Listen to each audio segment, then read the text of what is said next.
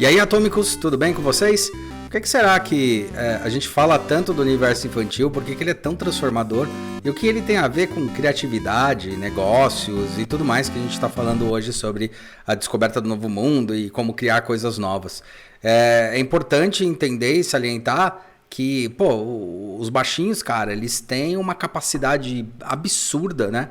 De conseguir desenvolver, de conseguir testar e validar muito as coisas que estão no dia a dia dele. E hoje a gente vai explorar um pouco disso. A gente vai entender um pouco dentro desse podcast, um bate-papo aí rápido, falando como é que eu uso essa inteligência infantil, essa inteligência das crianças e por que eu curto tanto para fazer novos projetos e fazer novas possibilidades. E como é que eu uso isso também para as minhas aulas que eu dou, né? As aulas que eu dou nas faculdades ou até os cursos que eu dou. Como é que eu uso isso como uma habilidade, né? Como é que eu uso essa percepção do olhar infantil, né? Dentro do universo da educação e do próprio aprendizado, beleza? E até da criatividade quando eu vou desenvolver novos projetos, novos negócios e assim por diante, beleza? Então, fica aí, vamos que vamos! Olá, meu nome é Hulk Genelli, sou professor universitário, design de produtos, sócio criativo e estratégico da Atom Studios, youtuber e podcaster. E hoje a gente vai discutir um pouco mais sobre esse universo infantil. Será que a cabeça da criança ela é tão maligna, né? Como diria o comediante, será que ela é maligna? Ou será que é só uma percepção cheia de coisas? E como ela pode facilitar ou pode enriquecer pra caramba o desenvolvimento de novos intelectos e novas coisas, novos projetos, né, na nossa vida do cotidiano. Eu acho importante, antes de mais nada, a gente estabelecer alguns padrões, né? Começar a desenvolver algumas coisas antes que se perca, né? Assim, estabelecer pontes, estabelecer o que acontece. A história da criança, né? A história do nosso desenvolvimento cognitivo, tal, que retrata ali do Yuval Harari, que eu acho muito bom quando ele fala sobre o desenvolvimento cognitivo, que é a grande primeira revolução, ou seja, o que é a cognição, né? Nossa capacidade de perceber o mundo e saber que o que a nossa ação tem reação, não só em curto prazo, mas a longo prazo, em grande longo prazo, né? Tanto que a gente tem textos escritos por causa disso, né? Quando se cria a linguagem e se escreve o texto, você deixou de ser temporal, né? Você é atemporal, né? Você pode dizer o que aconteceu, sei lá, séculos atrás, né? Então a gente tem as primeiras escritas falando sobre isso, acho que Gilgamesh, eu sempre confundo esses termos. É um dos primeiros contos que fala sobre, na escrita, que fala sobre alguma história, né? Beowulf também é um outro conto. Então, a escrita, né, e mesmo as figuras culiformes, né, aquelas imagens que tem, rupestres, né, que tem nas cavernas, elas contam uma certa história e falam muito sobre o homem percebendo. Ele queria descrever isso. Tá? É legal quando a gente percebe a evolução do ser humano em si, né, da espécie humana. Ele foi desenvolvendo primeiro a linguagem de barulho, depois a linguagem de desenho, depois foi desenvolvendo intelecto para a linguagem falada, descobriu que daria para escrever e transformar isso tudo numa escrita só, depois começou a desenvolver tecnologias e assim por diante. Se a gente faz um paralelo com o desenvolvimento de uma criança, desde quando ela nasce até um momento em que ela se percebe parte do mundo, que aí é com, sei lá, com 4, 5 anos de idade, né, que ela se percebe, sou parte do mundo, o mundo é um pouco maior, ela só entende que vai ser gigante mesmo, um pouquinho mais velha, lá pelos 7, mas com 4, 5 anos ela percebe a existência do outro, que não tem só ela no universo, né? Ela consegue ver um mundo maior e ver a evolução dela desde as primeiras palavras, tentando desenvolver a língua, tentando desenvolver ruídos, depois o desenho e depois a linguagem, depois aprende a escrever, aprende a pensar, desenvolver esse intelecto. Cara, é quase que um microcosmo, um microtempo, né? Da evolução do próprio homem. Então isso já me encanta por esse ponto, né? Que essa evolução da criança até chegar à fase adulta É quase que a evolução que a gente teve quando a gente começa a ter revolução cognitiva até o momento que a gente chega hoje, até o momento que a gente vai desenvolvendo. E é legal porque daí vai empilhando, né? Então as crianças aí, sei lá, de um século atrás, aprenderam o cinema, aprenderam a televisão não, aprenderam cinema, aprenderam, sei lá, telefone, para eles já era meio automático, né? Aquelas pessoas que nasceram em 1900, entenderam as tecnologias. Aí a gente dá um puta salto, né? Minha geração, que, cara, já nasceu com televisão, a televisão já fazia parte desse universo, tipo, não tinha muita problemática, né? E hoje a gente tem as tecnologias que são os iPads e tal. Então você vai empilhando essas tecnologias e saber lidar com elas faz parte de cada geração e parte de cada momento, né? Como eu costumo dizer, elas são apenas tecnologias, elas não são mais nada do que tecnologias, né? Não tem nada muito bizarro, né? Quando a gente para analisar e para pensar, é isso que acontece, né? Você tem um empilhamento de novas tecnologias. Então, eu acho que assim, sim, quando ela está entrando, no momento que ela está entrando, qualquer tecnologia, quando ela entra, a gente está falando de avanços mesmo, em qualquer aspecto. É óbvio que as pessoas, elas ficam incomodadas, né? Ficam com aquela coisa, antigamente era melhor. Cara, não era melhor, tá? Antigamente não acredito que era melhor, acredito que é melhor hoje, né? Só que a gente tem que conviver com os problemas que tem de hoje. Se na minha época a gente tem um problema na televisão que eu ouvia pra caramba, sai da TV, vai brincar. Isso porque eu brincava pra caramba, nossa, eu brincava na rua, fazia um monte de coisa. Hoje em dia a gente vê essas coisas nos celulares e nesses elementos.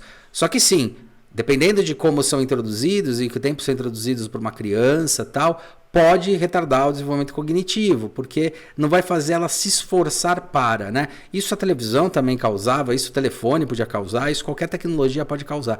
Então, em parcimônia, entendendo que é esse intelecto que importa, acho que é o primeiro ponto, tá? Que é bem importante de se colocar. E entender que são avanços, e avanços está tudo ok, está tudo bem, né? Não tem muito problema quanto a isso, tá? Aí a gente entra num outro ponto, né? Por que o universo infantil me encanta tanto? Parte 2, né? A parte 1 é porque eu acho que ela é replicado, exatamente o que aconteceu milhões e milhões de anos com a gente para poder desenvolver até a linguagem chegar até hoje. A criança tem lá seu desenvolvimento em 2 anos, vamos dizer assim, em 5 anos, quando começa a aprender a escrever, 6 anos, quando começa a aprender a colocar as letras, né? É que depende muito, tem crianças que já desenvolvem isso mais rápido, porque já percebe um padrão, tem crianças que demoram mais, tem crianças que desenvolvem a linguagem melhor, e assim por diante. Isso é curioso, porque isso é o que provou uma coisa que estava muito errada há um tempo atrás, que a gente falava que uma criança era uma tábula rasa, tá? Ou seja, uma pessoa na tábula rasa, numa esponja onde ela absorvia tudo que estava ao seu redor. Tem um ponto certo nisso, ela absorve o que está em volta. Isso é verdade, né? Tanto que ela copia muita coisa. Mas cada criança, ela já tem um intelecto. Ela não é uma tábula rasa. Ela tem intelecto, ela tem uma percepção. Tem alguns estudos que falam que elas têm percepção até já dentro da barriga nos últimos meses aí antes de nascer. Mas aí são estudos ainda que estão sendo investigados.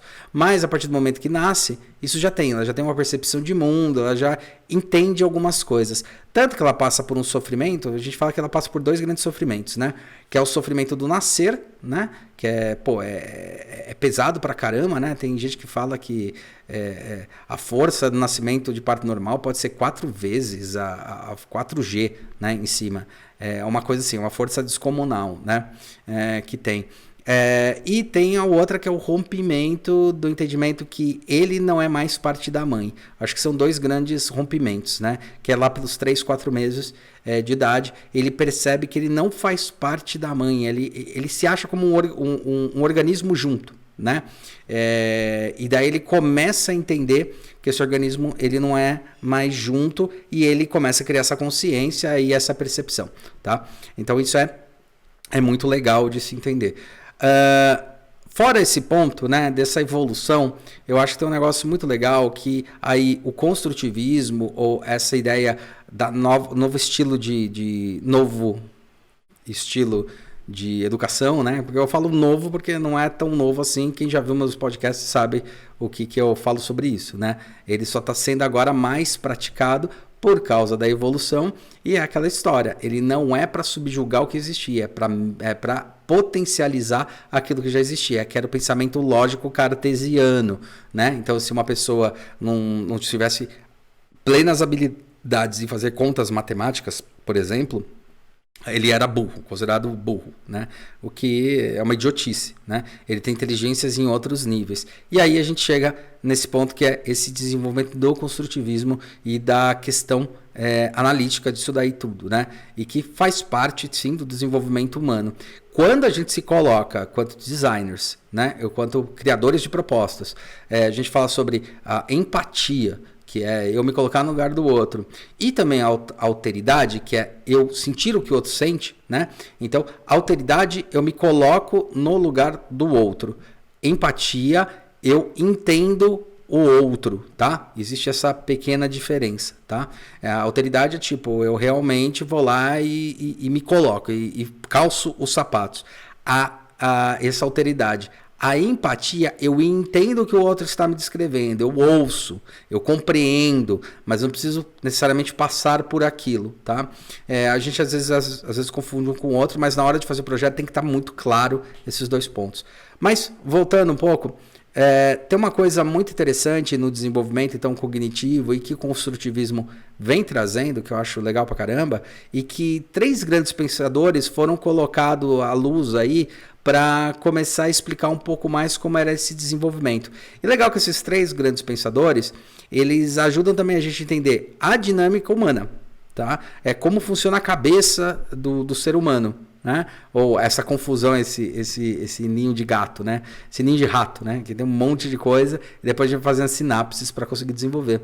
E é legal porque puxam isso para a fase de desenvolvimento de uma criança.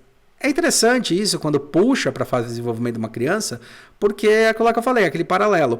Cara, se a gente compara os dois desenvolvimentos, desenvolvimento da criança e desenvolvimento do ser humano, quanto ser pensante e tal, a gente vê aqueles paralelos que eu havia comentado logo no começo. Então, tem 3 pensadores aí que são bem legais, que aí veio o Vygotsky, né, o Levi Vygotsky, o Jacques Lacan e o Carl Jung, né, o Carl Gustav Jung, ou o Jung. Basicamente o Jung, né? Eu tô aqui com a minha colinha aqui do lado porque eu quero ler o que cada um diz a seu respeito sobre as suas pesquisas. Eu acho importante pra caramba a gente continuar com isso para chegar em alguns pontos. Então vamos lá, ó. O Vygotsky, segundo Vygotsky, que ele é de 1896 a 1934, ele foi um psicólogo e teórico russo que desenvolveu a teoria sociocultural da aprendizagem, que enfatiza a importância do ambiente social e cultural no desenvolvimento humano. Ou seja, para o Vygotsky, né, o convívio social ele ajuda o desenvolvimento humano.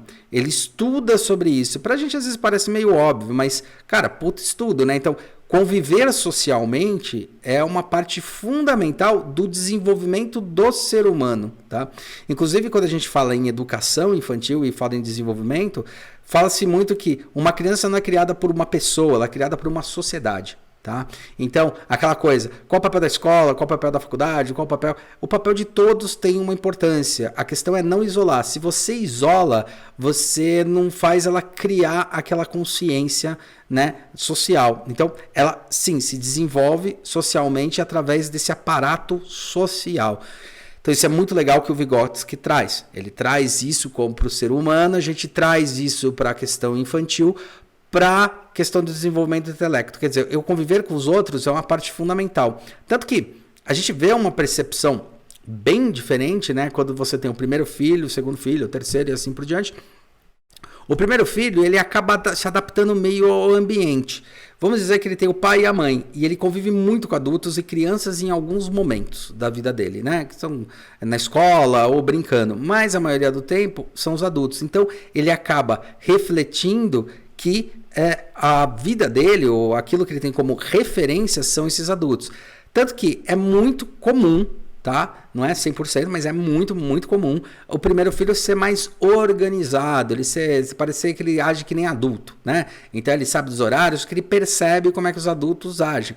E aí também a gente percebe, né, analisando de fora, o quanto a gente é chato quanto adulto, quanto a gente poda, né? É uma criatividade, porque às vezes, não pode, não é, né? E não é não pode de uma maneira negativa, é simplesmente porque eu já me acostumei, o ideal é fazer tal coisa, você criou um hábito, né? E ele acaba entrando nesses mesmos hábitos e habitats que tem, né? E o convívio social dele é muito maior com os pais, é muito maior com adultos do que com crianças, né? Por mais que ele conviva também com crianças, mas o momento do dia a dia que vai gerar os hábitos dele está relacionado, que aliás o livro O Poder do Hábito tem bastante coisa relacionada a isso que é bem legal, né? Sobre os hábitos, né? Sobre os gatilhos e tal. Então isso é um negócio bem legal, mas de qualquer forma é social. Né? Quando você vai o segundo, terceiro filho, cara, aí tem a criança para ajudar, principalmente se for perto, tem a criança ali, o primeiro filho para ajudar, aí ele se relaciona com esse primeiro filho, o filho também mais velho se relaciona com o pequeno, percebe que o universo dele pode ser diferente, pode ser mais lúdico, pode ser uma coisa mais nesse universo que ele pensa, porque ele tem outro ser que pensa igual a ele, né? Ele não tem dois seres que já passaram por essa aprovação, já são adultos e estão numa outra fase, num outro estágio de vida, que é outra coisa, né? E quando a gente percebe essas evoluções, quando a gente dá aula para pessoas menores, depois vai aumentando, né, essa classe, e eu principalmente que dou muito aula para o pessoal de graduação e de pós, a gente vê uma diferença radical entre um e o outro, né? Radical de percepção de mundo, radical de percepção do porquê tá ali, né? E esse convívio social é fundamental. Aliás, uma coisa que é muito legal que acontece nas faculdades são as classes multisseriadas. O que são multisseriadas? Geralmente a gente tem sei lá, num colégio, né? Primeira série, segunda série, terceira série, quarta série, né? Quinta série e assim por diante. Do primeiro grau, né? Tal que hoje chama isso. E aí você separa meio que por idade. Mas tem crianças que poderiam estar 2 anos à frente, tem crianças que deveriam estar 1 ano atrás, e isso é punido de alguma forma. Isso é complicado. Eu sei que a estrutura funciona assim e é a melhor forma da gente organizar. Mas olha que engraçado, na faculdade a gente tem classes multisseriadas. A gente tem gente que acabou de sair do colegial, 17 anos, acho que o mais novo que eu peguei até agora, aluno que eu dei aula, foi de 16 anos. Mas 16, 17 anos, tá? E aí tem uma galera dependendo da faculdade, uma galera grande, cara, acima de 20, já com 25, já com geralmente 22, uma galera que eu já peguei que já tinha 30 e pouco, né? Então, é interessante, você percebe quais são as percepções desses dois, né? E o legal é que funciona, porque na faculdade é multisseriado. E daí funciona, e daí você percebe que às vezes tem pessoas com 18 que são muito mais rápidas e entendem mais o que estão do que às vezes pessoas de 25, 27 anos, né? Dentro daquela área. Então isso é um desenvolvimento, isso é interessante, tá? E esse convívio social amplia e melhora muito, tá?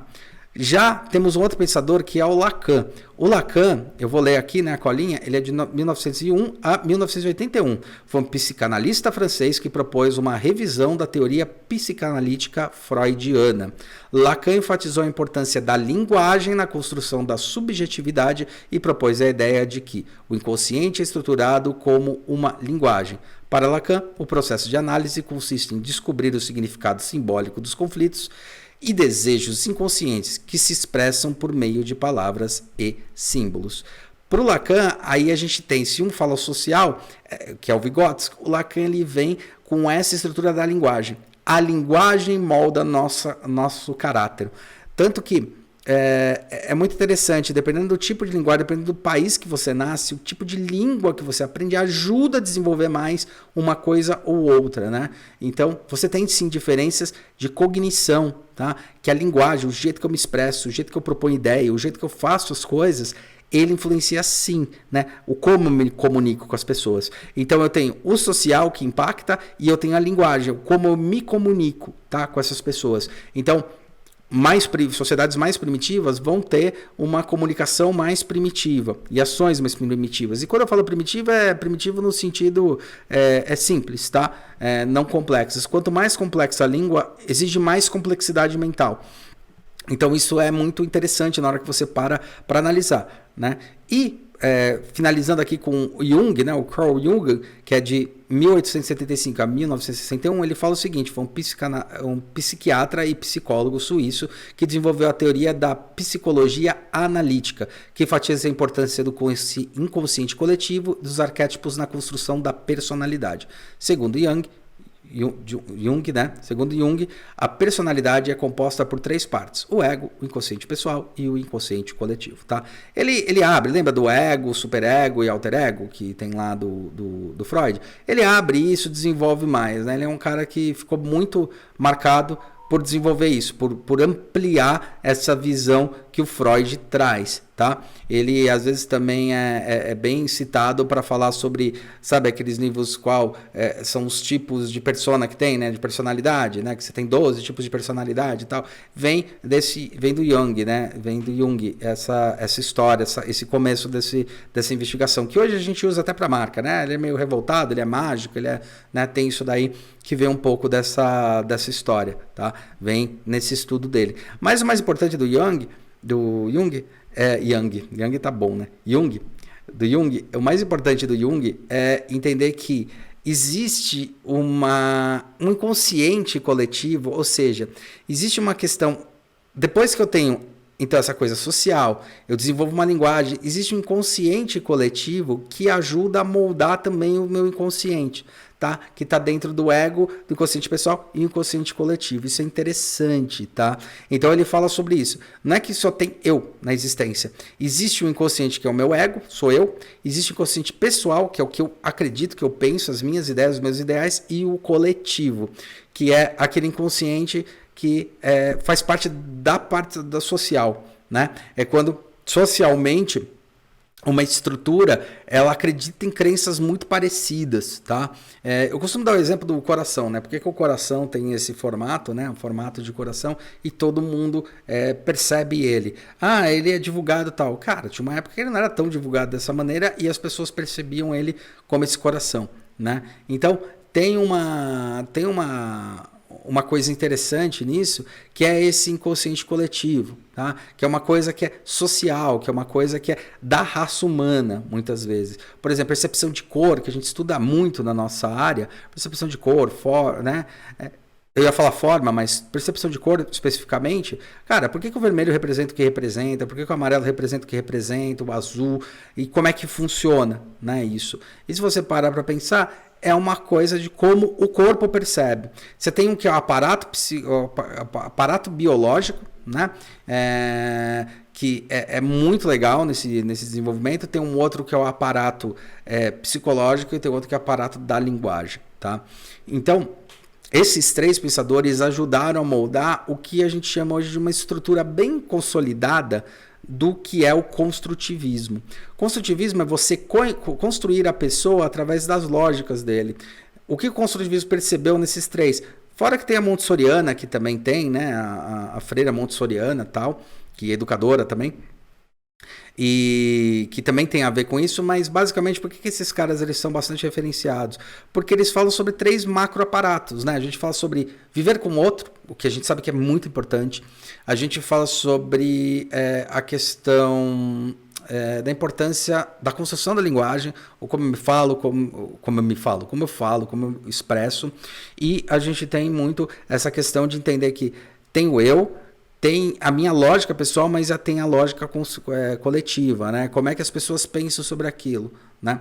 Então isso é interessante para a construção. Aí quando a gente joga para a linguagem infantil, né, para a linguagem infantil, ele está construindo também esses moldais, né? E quando a gente fala sobre construtivismo, é isso: como eu construo um ser, como o ser vai se construindo, vai se consolidando, tá?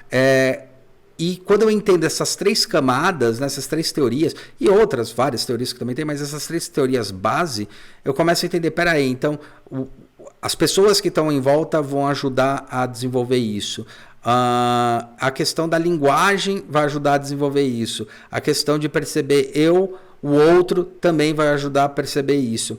Isso é uma construção do universo infantil. Tá? Então o construtivismo, ele percebe que, peraí, se eu não tiver bem enraizado nos 3, se eu não conseguir desenvolver bem os 3, eu tenho um problema gravíssimo na educação, Tá? Então, quando a gente fala de desenvolvimento social, não é você forçar necessariamente que a pessoa tenha que trabalhar com outra, mas fazer entender que existe uma sociedade, existe o outro, existe a pessoa, tal. Então, isso é importante, por exemplo, para mim, quando eu estou dando aula em faculdade, como é que eu trago isso? Eu sei que, como eu tenho uma classe multisseriada, e não só multisseriada em relação à idade, mas até em relação é que eu não gosto muito de falar sobre isso, a status social, é que eu acho meio besta isso, né? Porque existe, né, quem tem mais, quem tem menos, né? E tem faculdades que eu dou aula que existe os dois mundos, né, ali, ou os vários mundos, e é interessante porque um vai interferindo no universo do outro e vai mostrando coisas amplas, coisas novas, tá? E isso é muito importante, inclusive constrói esse inconsciente coletivo. Onde eu quero chegar com isso? Quando eu vou dar aula, quando a gente faz o construtivismo numa universidade, o que eu tenho? Eu tenho que entender meu aluno, essa é minha obrigação, eu tenho que entender de onde ele vem, quem ele é. Eu não preciso ir muito a fundo, tá? Se eu quiser eu posso, né? Mas eu preciso ir lá e entrevistar ele. Eu vou entendendo no passar, e até projeto para projeto, e vou provocando ele ter um insight em cada um desses elementos. Tá? E aí, junto com isso, obviamente, aprendi a técnica, uma das técnicas dentro da educação aí, construtivista, que é se eu ensino, se eu só falo e as pessoas ouvem, elas vão reter 10% da informação, né? Que é a famosa pontinha do iceberg. E 10% da informação que eles julgam ser importante para que aquele momento impactou eles. Se eu ensino e peço para eles fazerem o trabalho, executarem, a capacidade de absorção é em torno de 50%. Por quê? Porque eles aprenderam uma teoria, eles estão praticando isso e na prática eles vão entendendo quais são as problemáticas. Eu preciso passar por esse momento. Agora, se eu falo e eles praticam e depois eles têm que me ensinar de novo, ou seja, eles têm que falar as coisas, a capacidade de absorção é de 90%, porque além de eles aprenderem, depois eles praticarem, eles têm que estruturar a linguagem para que seja entendível por mim, para que eu, que estou ouvindo, possa entender o que eles estão querendo dizer. Então a gente tem as 3 bases de construção. Quando a gente leva para o universo infantil, é por aí também, né? Isso que é muito legal, e é por isso que eu gosto muito desse universo infantil para a criação de projeto, criação de estrutura e várias coisas que estão associadas a isso. Porque a criança, quando ela começa a aprender a linguagem, ela começa a aprender com o outro, né? Ela começa a aprender com a sociedade ali em volta.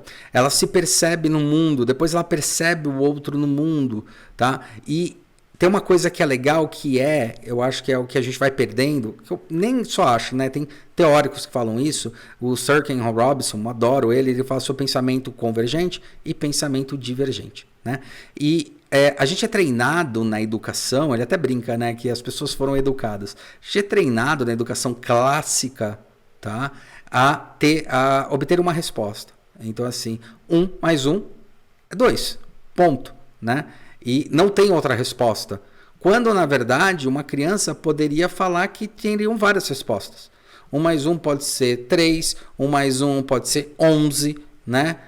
1 mais 1 pode ser, sei lá, simplesmente 1 mais 1, né? Eu não sei o que é o mais.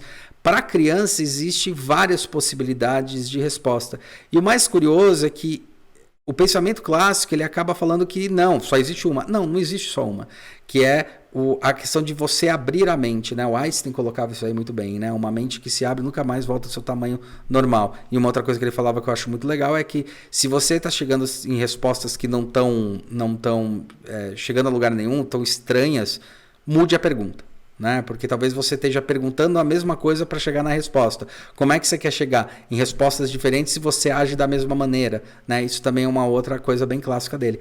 Basicamente é isso, né? Basicamente é você propor esse olhar. O universo infantil, a criança, ela já tem esse olhar porque ela está explorando o mundo. Tá? Para ela não existe esse impacto de qualidade, de significado de status, tal, ainda não está na cabeça dela.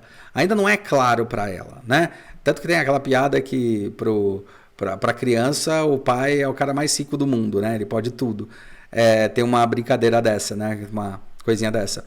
Então, na verdade, é que a criança ela não é ainda colocada com esses pré-conceitos, né? Pré-conceitos, diferente de preconceito, tá? Pré-conceitos são conceitos que você pré-coloca. Então, 1 mais 1 é 2, não existe 3, né? Você tá viajando, não é 11, você é burro, não é 11.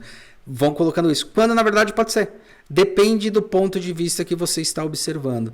Isso daí é o que o Sir Ken Robinson chama de pensamento divergente. Tá? O convergente converge para um único resultado. O divergente acha possibilidades. A gente vai perdendo isso ao longo da educação porque eles vão ensinando que só existe uma resposta. A gente vai acabando... qual é a resposta? Qual é a resposta? Qual é a resposta? Né? E tanto quando chega alguns alunos na faculdade, é engraçado. Mas o que vai cair na prova? Não tem prova, né?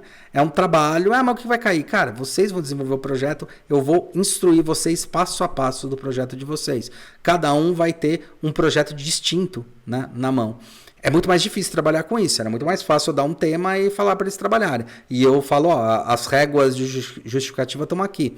O que eu trabalho são as regras de desenvolvimento de projeto. Eu preciso entender como você chegou até aí, né? E se eu entender como você chegou, você obteve sucesso.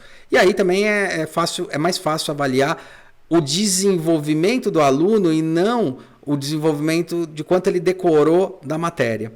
Um aluno que não sabe nada e desenvolve, vai até o meio, vamos dizer assim, do que seria proposto, entre aspas, ele vai se desenvolver muito mais do que alguém que já sabe bastante e só desenvolver um pouquinho. E aí você fala, porque podia ter puxado mais. Então, o aluno tem que se puxar mais, porque você exige dele, tá? Mas ele não se puxa. É a mesma coisa com criança, né? Então, o pensamento infantil é legal por causa disso. Ele não é feito... Lembra que criança fala que vem na cabeça? É porque não tem essas travas. Essas travas são muito boas para a criatividade. Elas são fundamentais para a criatividade, tá? Essas não travas, né? Porque quando você bota a trava, ferrou. Aí, jogando aquele conceito, né, do 1 mais 1 é igual a 11, porque se eu aproximo os dois, é 11. Mas se eu descobrir que aquele mais vou somar os dois, dá 2. E daí tem aquela brincadeira, 1 mais 1 pode ser 3. Você sabe de onde vem isso? Vem de um conceito chamado economia criativa, que tem a Lala, que é uma das maiores especialistas no Brasil, né? Talvez do mundo, né? Uma das maiores do mundo. Do Brasil ela é especialista, ela é representante na ONU no Brasil em economia criativa, tá? Que diz justamente isso. Diz que 1 mais 1 é igual a 3, tá? Não é igual a 2. Por quê? Se eu tenho a minha ideia, você tem a sua ideia, né? Existe. Quando a gente soma, a gente tem a minha ideia, a sua ideia, mais a nossa ideia. Então tá vendo como faz lógica, faz sentido isso? É uma questão não só de ponto de vista, mas de lógica, tá? Eu acho que o ser humano, a lógica é uma coisa importante no ser humano, mas não confundir lógica com matemática, com exata, tá? A lógica é como eu uso a lógica para poder construir aquilo, para poder entender como aquilo vai ser comunicado. No universo infantil, a lógica deles é da experiência. Eles testam muito e eles erram pra caramba.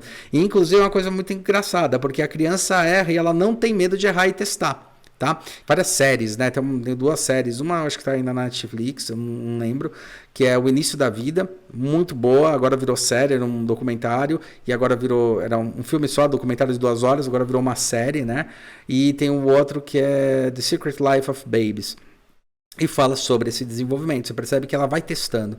A gente, quando cresce, as pessoas vão criticando muito o erro. E olha só que engraçado. Estamos vivendo numa época onde estão ensinando para a gente, ou a gente está ensinando para esses alunos, para essas pessoas, que errar faz parte do processo. Que errar é parte do processo. Eu só consigo chegar no finalmente se eu erro, porque eu testei. Tanto que eu brinco que 14 bis não chama 14 bis porque o cara só fez 1, ele fez 14, né? Você tem a lâmpada, a famosa história da lâmpada do Thomas Edison, que ele errou 108 vezes, algumas literaturas falam de 200, algumas falam de 1000, tem várias frases, mas acho que foram 108 vezes, né, que ele fez o teste para chegar na lâmpada. Ou seja, ele errou 108 vezes ou ele descobriu como não era a lâmpada para poder chegar na lâmpada? Esse que é o ponto, né? A criança permite isso. Quando você está iniciando um negócio, quando você está iniciando um estudo, você tem que entender isso. Não existe uma resposta certa, existem respostas adequadas, não certas, certeiras, únicas. vamos dizer dessa. Existem adequadas. Quando a gente faz análise de cliente, por exemplo, é uma coisa que eu coloco muito para os alunos e para quando a gente vai fazer projeto. Cara, o cliente, ele depende muito de quem é esse cliente. Porque podem ter respostas diferentes para clientes diferentes. Da mesma marca, do mesmo projeto. A Coca, novamente, colocando ela é interessante. Para uma pessoa que tem mais poder aquisitivo, ela vai lá e fala, vou comprar uma Coca-Cola, vou deixar em casa, deixar 15 Coca-Cola no freezer para tomar. Cara, quando você vai em comunidade, a Coca-Cola ela tem outra representação simbólica, né? A Coca-Cola é muito cara. Então o pessoal compra tipo Dolly, essas refrigerantes mais em conta, e só na mesa do bolo existe lá as duas Coca-Colas se apresentando ali, que no resto, servido para a galera, é outro refrigerante. Tá? Então depende do simbolismo. Mas as duas estão falando sobre alguma coisa, que é felicidade, né? Que é aquilo que a gente comenta muito. Então, é uma questão de ponto de vista, é uma questão social. O construtivismo traz muito isso. A sala de aula invertida nada mais é do que isso aqui elevado à enésima potência, ou, na verdade, isso aqui aplicado, tá? Porque classe de aula invertida, assim, tá bom, o que você quer falar? Por exemplo, o que eu faço é a sala de aula invertida há muito tempo. Desde quando eu me conheço, quando comecei a dar aula oficialmente em 2008, não oficialmente desde 2003, tá? Que eu aprendi com a minha mãe, que era educadora de educadores, né? Ela é pedagoga. Então, uma coisa que eu faço com essa sala de aula invertida é assim, eu jogo a questão, qual é o objetivo? O objetivo é a gente entender como fazer um projeto, esse é o objetivo, como você vai passar por etapas de projeto, só que cada um de vocês vai escolher um tema.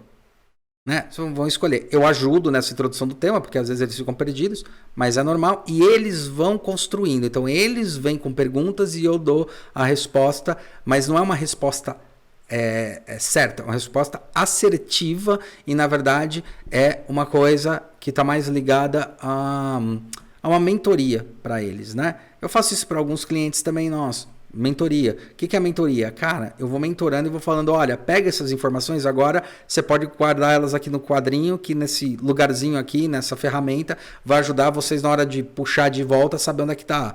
Vai organizando. Mas aquilo lá cria potenciais novos. E a criança é da mesma maneira. O universo infantil me encanta por causa disso. Porque a criança ela não tem travas mentais para possibilidade. Tá? Quando você e não confundir isso com uma educação do tipo desrespeitar essas coisas não pode, obviamente. Eu estou falando sobre as travas, né? Aquilo que uma coisa é você agredir o outro, você não está vivendo no social. Outra coisa é você falar, mas e por que não pode ser 1 mais 1 não pode ser 11? Você fala, não, porque é burrice. Não, não é burrice, é a lógica dele. E você ensina, o ideal é você olhar e falar assim, sua lógica faz sentido. Mas existem algumas lógicas. Quando a gente bota o mais, a lógica é 1 mais 1 para formar 2. Né? Esse mais é uma operação matemática. Né? Agora, quando você coloca, você tem que falar um do lado do outro. São lógicas, tá? Então, entender essa lógica que está na cabeça é uma coisa muito legal. É daí que vem a criatividade. A criatividade vem muito desse universo. E quanto mais lúdico você trabalha, o que é esse universo lúdico que falam tanto? É um universo que te inspira e te dá possibilidades de você criar algo que você não tinha pensado antes. Minha estante aqui atrás está lotada de brinquedo. Né? E aqui na frente também. Eu gosto muito de brinquedo. Tem algumas estátuas até mais imponentes e tal, mas eu gosto de brinquedo porque o brinquedo, cara, ele traz o universo lúdico o tempo todo. É um personagem que existe, é uma coisa que não era entendida antes. E tem soluções criativas, inclusive em projeto. Assim, como é que o cara fez o encaixe de tal coisa? Caramba, tem um Lego. Como é que ele resolveu a questão do molde se uma cara tem que ser toda detalhada? Puta, ele inverteu o molde.